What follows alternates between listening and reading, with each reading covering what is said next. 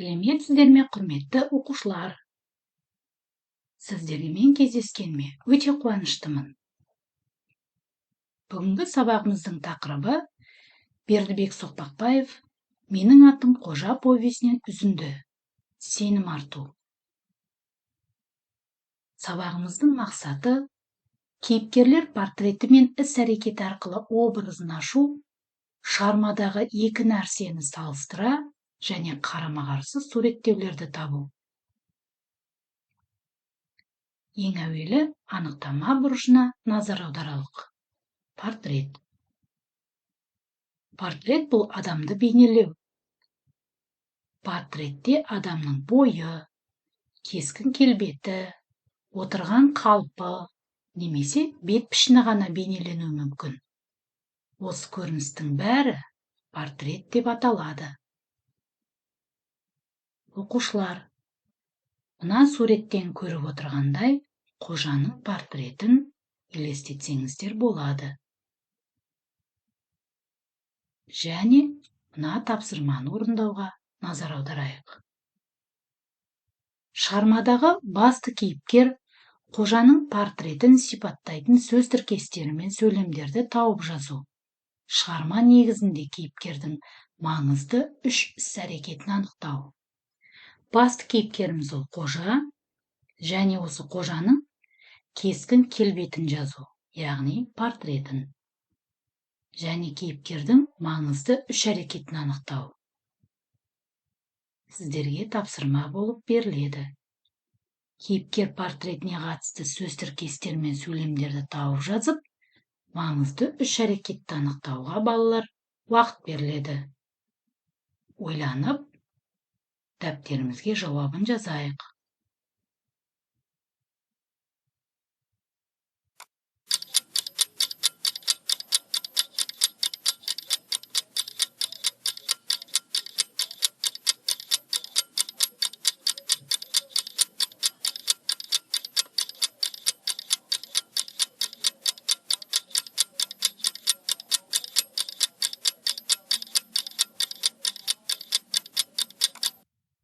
Жақсы балалар, уақыт аяқталды. Өздеріңнің жазбаларыңды мына ықтимал жауаппен салыстырсаңыздар болады. Қожаның кескін келбеті. Мұрны қос ауыз мылтықтың аузындай. Шекесі шығыңқы. Басы қарбыз тәрізді топ-томалақ. Тап-тақыр. Шашы қатты тікендей. Қайратты. Әкесі тәрізді сұңғақ бойлы. Және кейіпкердің маңызды үш әрекетіне ол намысқа тырысты. Батылдық танытты. Ұстамды бола білді. Бұл тапсырманы балалар сәтті орындадыңдар. Келесі тапсырмаға назар аударалық. Educaplay платформасы арқылы берілген үзінділер бойынша шығарма кейіпкерлерін сәйкестендіру. Яғни шығарма мазмұнын білеміз, берілген үзінді арқылы шығарма кейіпкерлерін сәйкестендіру. Ал балалар, сәттілік. Ұялы телефондарыңмен мына сілтемені басып, осы арқылы орындауларыңызды сұраймыз. Ал балалар, сәттілік.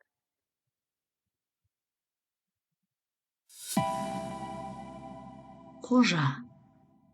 Әжесі Майқанова Әбубәкір Жантас. Атымды айта бастасам, сен көшеге иттерді тәртіпке сал. Саған бұл жолы жолдама берілмейді. Мынау шаш емес тікенек қой. Әкең тәрізді сұңғақ боласың. Ал сәйкестендірейік. Жантас. Сен көшедегі иттерді тәртіпке сал. Қожа. Атымды айта бастасам, Майқанова. Саған бұл жолы жолдама берілмейді. Әжесі әкең тәрізді сұңғақ боласың. Және мынау шаш емес тікенек қой. Тамаша балалар. Бұл тапсырманы балалар сәтті орындадыңдар. Келесі тапсырмаға назар аударалық. Қожаның бойындағы қасиеттерді салыстырып, свод кестесі арқылы белгілеу. Яғни қожаның бойындағы күшті жағы және қауіп, әлсіз тұсы мен мүмкіндігі. Осы қасиеттерді ойланып, әр қасиетінен екі күшті, екі әлсіз жағын және екі мүмкіндік және екі қауіпті анықтауды сұраймыз. Ал балалар, берілген уақыт ішінде тапсырманы орындауымыз қажет. Сәттілік сіздерге!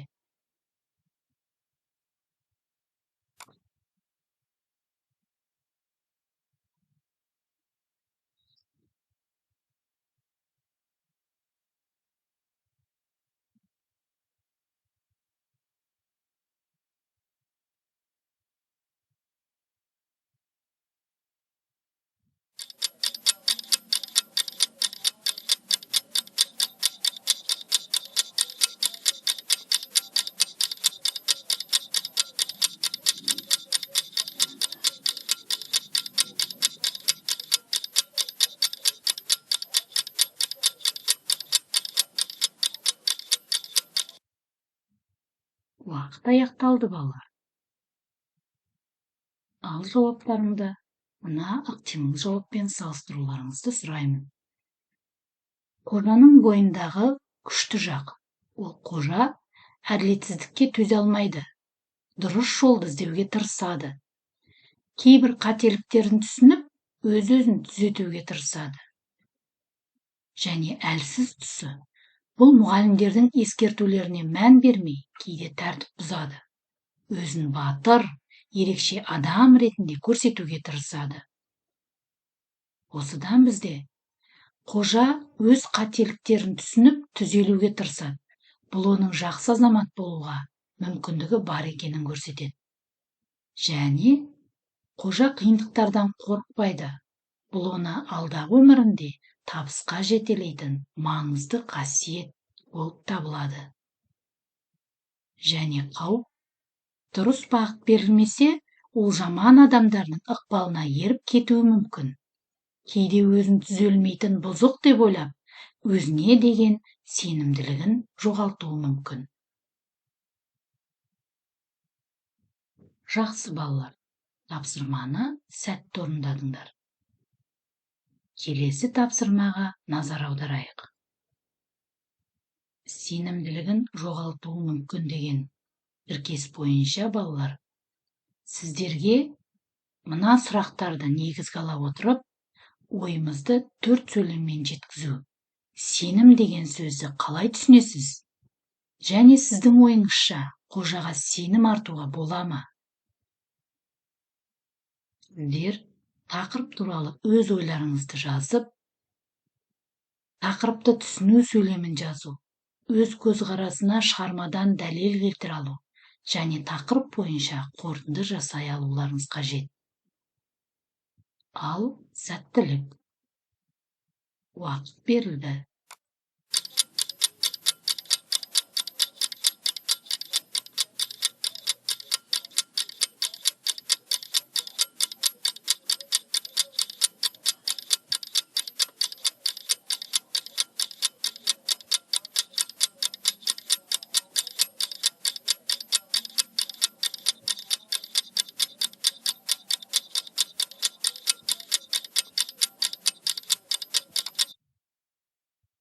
Уақыт аяқталды балалар.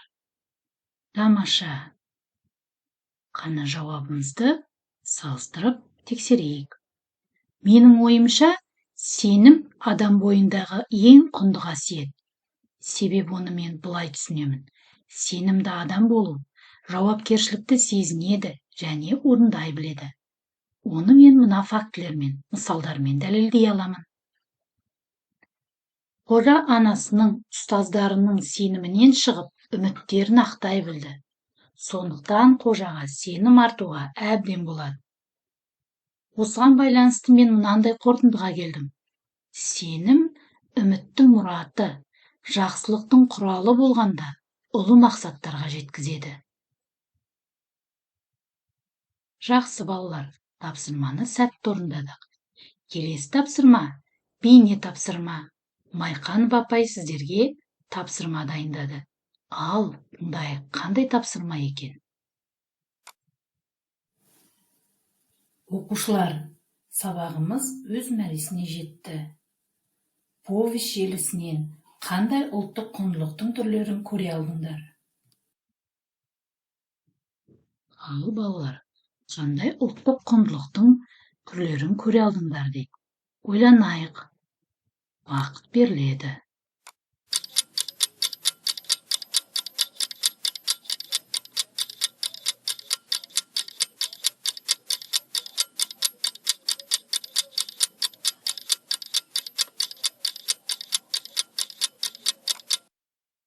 Тамаша балалар. Уақытымыз аяқталды. Қандай ұлттық құндылықтың түрлерін көре алдық? Яғни анаға деген құрмет, еңбекқорлық, әділдік пен үлкенге құрмет, қонақжайлылық, туған жерге деген сүйіспеншілік. Осы повесть желісіндегі мына үзіндіден біз осы тізімде тұрған құндылықтың түрлерін көре алдық. Және ол құндылықтар өзіміздің бойымыздан да көрініс табуына септігіміз тиюіміз қажет. Сабағымызды қорытындылай келе, бүгінгі сабақта біз басты кейіпкердің портретін сипаттап, іс-әрекет арқылы образын аштық. Шығарма кейіпкерлерін сөздерімен сәйкестендіріп, көркем бейнесін анықтадық. Екі нәрсені салыстыра, қарама-қарсы суреттеулерді таптық. Өз көзқарасымызға шығармадан дәлел келтіріп, ойымызды қорытындыладық. Ал балалар, үйге тапсырма. Сенім жетістіктің кілті тақырыбында өз көзқарастарыңды тұжырымдап, эссе жазыңдар. Эссенің сөз саны 100-150 сөз. Яғни сіздер тақырыпты түсіну, эссе құрылымын сақтау, шығармадан дәлел келтіру, өмірмен байланыстыру және сөз көлемін ескерулерің қажет. Сабақ соңында сіздерге мынадай сый. Мына QR кодты ұялы телефонмен кіру арқылы менің атым Қожа повесінің комикс жанрында жасалған кітапшасын сыйға тартамын. Қосымша қарап, жұмыс жүргізулеріне болады. Ол кітапша балалар мынандай түрде өте қызықты. Сіздерге қосымша сый ретінде беріп отырмын.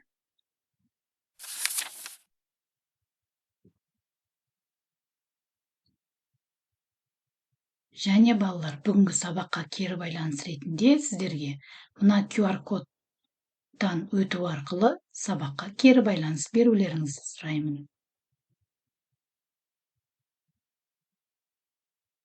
Ол кері байланыстың түрі ең ұнағаны деген атпен мынандай диаграмма түрінде беріледі. Назарларыңызға рахмет. Келесі кездескенше сау болыңыздар.